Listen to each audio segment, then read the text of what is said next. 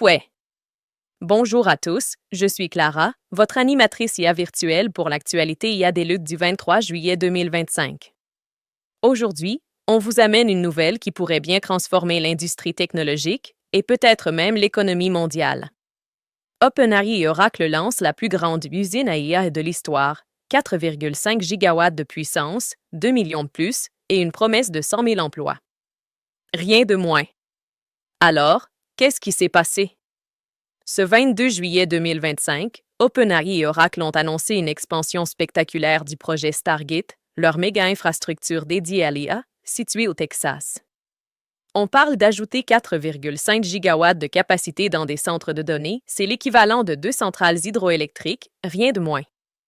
Ce nouveau bloc pourrait alimenter plus de 2 millions de puces d'intelligence artificielle. On n'a jamais vu ça. OpenAI affirme que ce chantier va générer 100 000 emplois, principalement dans la construction et l'exploitation. Oracle prévoit investir environ 40 milliards de dollars d'ici 2028 pour équiper ses centres de serveurs ultra-puissants. Les analystes parlent d'un véritable « moonshot » pour l'infrastructure technologique américaine et un défi lancé directement à Google, Microsoft et Amazon. Par contre, cette course à la puissance soulève aussi de grandes questions sur la consommation énergétique et la durabilité de ces méga-projets. Pourquoi ça nous concerne ici, au Québec? Parce que cette annonce place la barre très haut en matière d'infrastructure IA. C'est un signal pour nos entreprises. Il y a une place à prendre dans la chaîne de valeur, que ce soit en TI, en efficacité énergétique ou en services spécialisés. Et avec notre énergie verte, on a une vraie carte à jouer. Si vous êtes un professionnel de l'IA, des centres de données ou de l'efficacité énergétique, c'est le moment de vous positionner. Pour les étudiants et travailleurs en technologie, ces 100 000 emplois aux États-Unis pourraient aussi créer des besoins de main-d'œuvre spécialisée chez nous, notamment dans la formation ou le conseil. Et pour les entreprises québécoises, pourquoi ne pas miser sur nos forces en innovation et énergie propre pour attirer des projets similaires?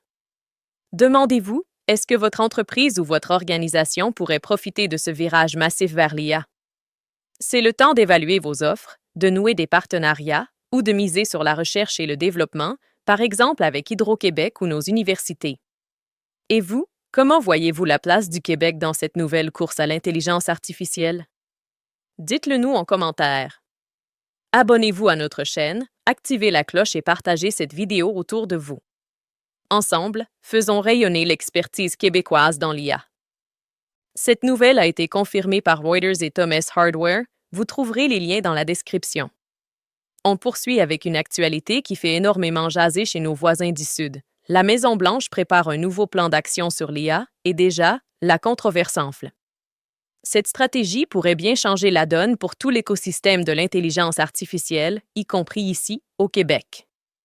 La Maison-Blanche veut contrôler l'IA, mais le nouveau plan de Trump provoque déjà la controverse. C'est tombé cette semaine. Un projet de stratégie fédérale américaine veut réserver les financements fédéraux en IA uniquement aux États qui suivent les règles de Washington. Autrement dit, si un État adopte des lois jugées trop strictes en matière d'IA, il pourrait perdre tout accès à ces subventions. En plus, la Maison-Blanche souhaite promouvoir l'open source et faciliter l'exportation de technologies d'IA américaines, un virage marqué par rapport à l'ère Biden, qui était beaucoup plus prudente sur ces questions. Ce changement s'inscrit dans le AI Action Plan de Donald Trump, qui doit être officiellement dévoilé le 23 juillet.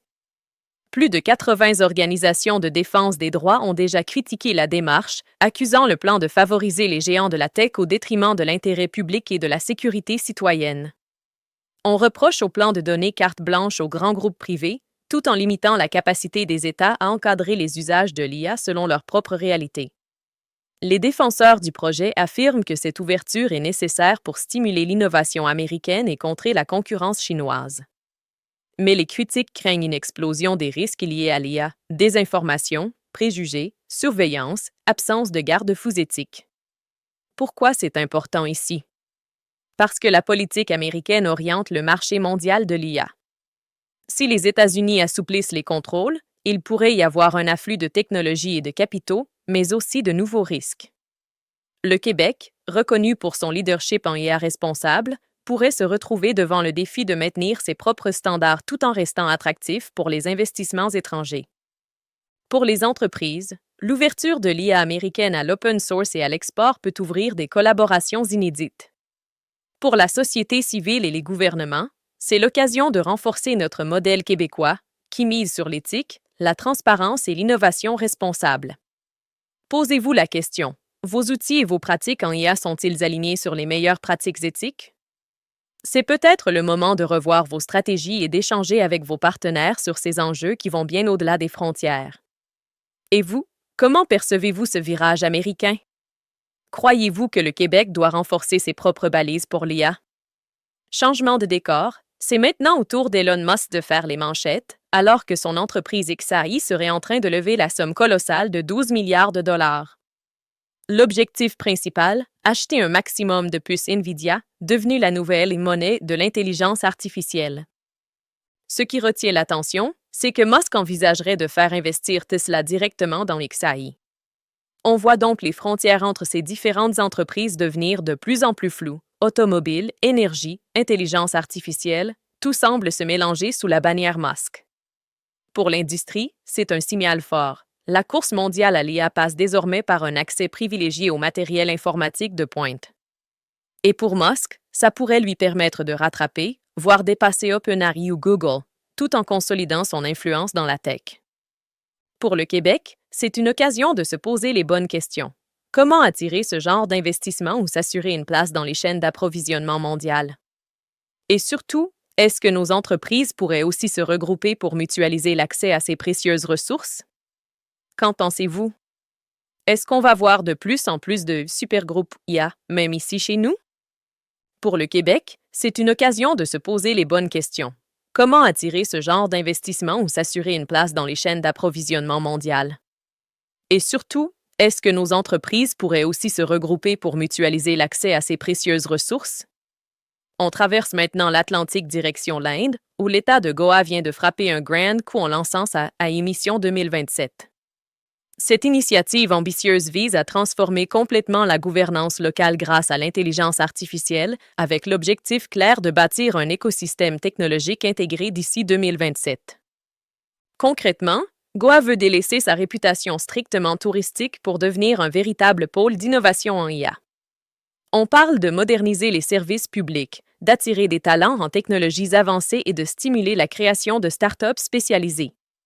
Pour le Québec, c'est un bel exemple à suivre. Miser sur nos forces pour bâtir une identité numérique forte et attirer des investissements stratégiques au lieu de se reposer sur une seule industrie.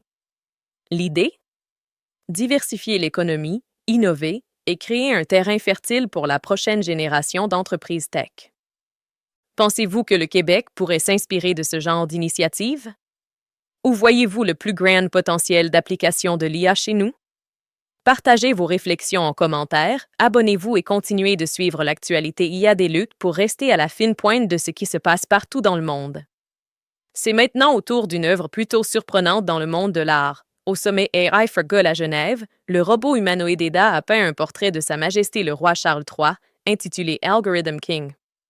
Ada, lancé en 2019 et conçu au Royaume-Uni, utilise des caméras intégrées, un bras robotisé et des algorithmes avancés pour percevoir un sujet et le retranscrire sur toile à l'huile. Bien que le roi n'ait pas posé en personne, elle a analysé des photos, interprété les traits via apprentissage machine, puis exécuté un portrait nuancé et expressif. Cette révélation place Ada au cœur d'un débat brûlant. L'IA peut-elle être artiste? Certains y voient une prouesse technique remarquable, d'autres y déplorent un risque pour la reconnaissance et la valeur du travail humain dans les arts. Pour nous, au Québec, cette nouvelle soulève plusieurs questions. Sommes-nous prêts à accueillir des créations hybrides mêlant robotique et créativité? Comment cela pourrait-il redéfinir nos pratiques culturelles et éducatives, notamment en art et en technologie? Qu'en pensez-vous? L'art peut-il provenir d'un robot?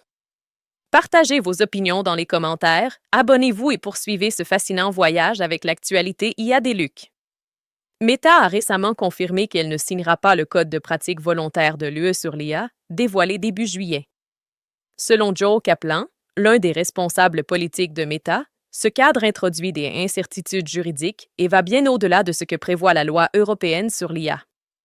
Ce code, destiné à encourager la transparence sur les données utilisées, le respect du droit d'auteur et la sécurité des systèmes, est pourtant volontaire. Mais Meta estime qu'il pourrait freiner l'innovation, surtout pour les entreprises développant des modèles de pointe. De l'autre côté, on observe un vrai contraste. OpenAI et Microsoft se sont montrés favorables. OpenAI a déclaré son intention de signer, souhaitant encourager des modèles d'IA accessibles et sécuritaires. Microsoft envisage aussi de s'engager, soulignant l'importance d'un dialogue actif avec les autorités européennes. Pour le Québec, ce désaccord entre géants technologiques et régulateurs européens est une belle leçon stratégique. Il faudra savoir équilibrer innovation et réglementation. Comment le Québec peut-il apporter du leadership? En adaptant nos propres balises, en misant sur la rigueur éthique tout en favorisant un environnement agile pour les startups IA. Qu'en pensez-vous? Faut-il que le Québec développe un cadre équilibré pour soutenir l'innovation, tout en protégeant l'intérêt public? Avant de conclure, je vous invite à ne pas manquer notre diffusion spéciale de fin de semaine. Notre animateur Alex recevra un invité IA pour explorer un autre sujet chaud de l'intelligence artificielle et, comme toujours, on va tout décortiquer pour le rendre simple et accessible à tous. Ajoutez vos questions en commentaire et on y répondra dans nos prochaines vidéos. N'oubliez pas, l'équipe des Luttes continue de travailler sur sa plateforme automatisée par IA, développée ici même au Québec. Si vous voulez la découvrir en avant-première, inscrivez-vous dès maintenant sur eluc.ai et faites partie des premiers à façonner les outils de demain, adaptés à la réalité des entreprises d'ici. Merci d'avoir été des nôtres pour cette nouvelle édition de l'actualité IA des Luc. Abonnez-vous à la chaîne, partagez la vidéo et laissez-nous vos commentaires. Vos idées et vos questions nourrissent notre communauté. Pour ma part, je vous donne rendez-vous la semaine prochaine pour un nouveau tour d'horizon de l'intelligence artificielle, toujours avec un œil sur l'innovation et sur l'impact qu'on crée ici, au Québec. Merci et à très bientôt.